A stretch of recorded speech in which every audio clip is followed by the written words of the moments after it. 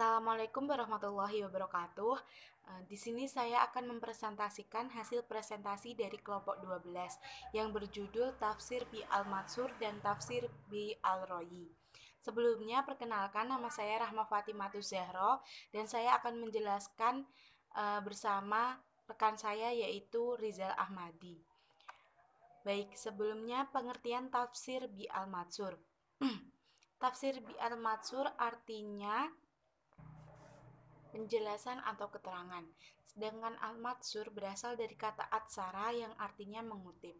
Sedangkan menurut pengertian terminologi, tafsir bi al-matsur ialah beberapa penjelasan yang ada dalam Al-Quran, sunnah atau kata-kata sahabat untuk menjelaskan ayat-ayat Al-Quran.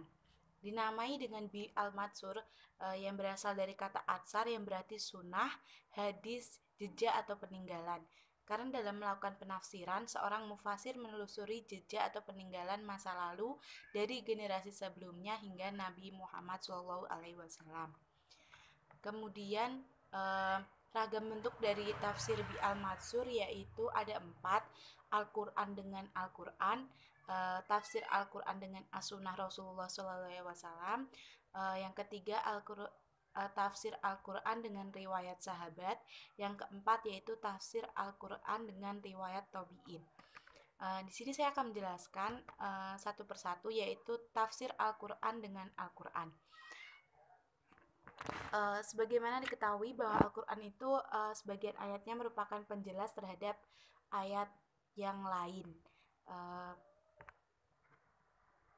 Contoh penafsiran kata tertentu dengan kata yang lain dalam ayat dan surat yang sama ialah dalam surah Al-Baqarah ayat 187. Terus yang kedua, ragam yang kedua yaitu tafsir Al-Quran dengan sunnah Rasulullah SAW. Sunnah dalam hal ini menafsirkan ayat-ayat Al-Quran dalam beberapa bentuk.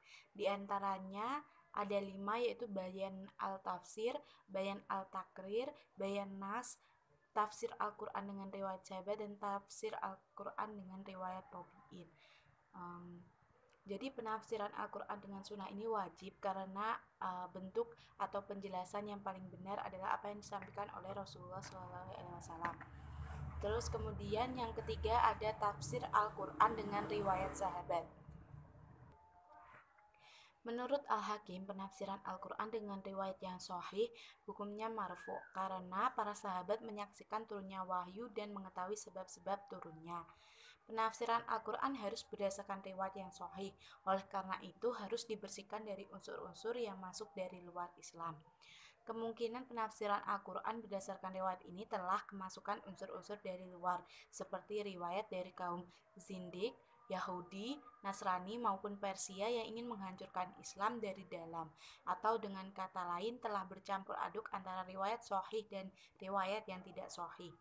Yang keempat yaitu tafsir Al-Quran dengan riwayat tabi'in. Pada hakikatnya, para al-tabi'in menerima sejumlah ilmu dari para sahabat, terutama setelah daerah Islam makin bertambah luas. Mereka menyebar ke berbagai daerah Islam untuk menyiarkan ilmu pengetahuan. Dalam bidang ilmu tafsir, mereka dibagi atas 3 kelompok masalah, yaitu Mekah, Madinah, dan Irak. Dari ketiga kelompok tersebut, kelompok Mekahlah yang dianggap paling memahami tafsir karena mereka murid Ibnu Anas. Slide selanjutnya akan dijelaskan oleh rekan saya Rizal Ahmadi. Assalamualaikum warahmatullahi wabarakatuh. Perkenalkan, nama saya Rizal Ahmadi, saya dari kelompok 12 dari kelas kimia C19. Jadi di sini saya akan melanjutkan penjelasan dari teman saya yang bernama Rahma. Jadi yang pertama yaitu tafsir bi al-rai. Pengertian dari tafsir bi al-rai yaitu secara epistemologi adalah kata ra'yi dapat diartikan sebagai keyakinan atau ijtihad, analogi atau kias, dan ijtihad. Secara terminologi, tafsir bi ra'yi adalah tafsir yang diambil berdasarkan ijtihad dan pemikiran mufasir setelah mengetahui bahwa Arab dan metodenya. Dalil hukum ditunjukkan dalam penafsiran. Kemudian definisi lain tentang tafsir bi al-rai adalah penafsiran yang dilakukan dengan menggunakan rasio atau aksi sebagai dasar pendapat ijtihad. Penafsiran bi-ra'yi ini juga dinamakan sebagai tafsir ijtihad. Dengan ijtihad ini terjadi berdasarkan hasil pemikiran dari mufasir yang menggunakan aksi yang baik dalam menafsirkan ayat. Kemudian perbedaan pendapat terhadap penggunaan rasio dalam menafsirkan ayat dimungkinkan terus terjadi. Kemudian selanjutnya ragam bentuk tafsir bi-ar-rai. Jadi mengingat tafsir bi-ar-rai lebih menekankan sumber penafsirannya pada kekuatan bahasa dan akal pikiran mufasir, maka para ahli ilmu tafsir memutuskan tafsir bi-ar-rai itu dibagi menjadi dua.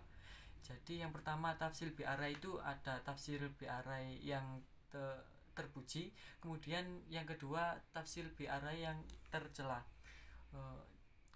Jadi di sini saya akan memaparkan dari tafsir bi-ar-rai yang terpuji.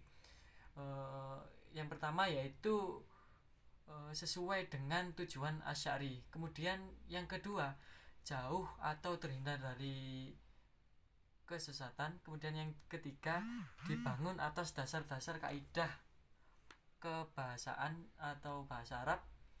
Kemudian yang keempat tidak mengabaikan atau memperhatikan kaidah-kaidah penafsiran yang sangat penting seperti memperhatikan asbabun nuzul, ilmu munasabah dan lain-lain, saran yang dibutuhkan oleh mufasir. Kemudian yang selanjutnya yaitu tafsir bi-ar-rai yang tercela atau dinamakan al-tafsir al-mazmum. Jadi di sini ciri-cirinya yang pertama yaitu mufasirnya tidak mempunyai keilmuan yang memadai atau dalam kurung bodoh semisal. Kemudian yang kedua tidak didasarkan pada kaidah-kaidah keilmuan. Kemudian selanjutnya menafsirkan Al-Quran dengan semata-mata mengandalkan kecenderungan hawa nafsu. Kemudian selanjutnya mengabaikan aturan-aturan bahasa Arab dan aturan syariah yang menyebabkan penafsirannya menjadi rusak, sesat dan menyesatkan. Itulah sebabnya mengapa tafsir seperti ini disebut dengan tafsir yang tercela atau al-tafsir al-mazmum. Mungkin itu saja penjelasan dari saya. Kurang lebihnya mohon maaf sebesar-besarnya. Wallahul muwaffiq ila aqwamit thoriq. Wassalamualaikum warahmatullahi wabarakatuh. Terima kasih.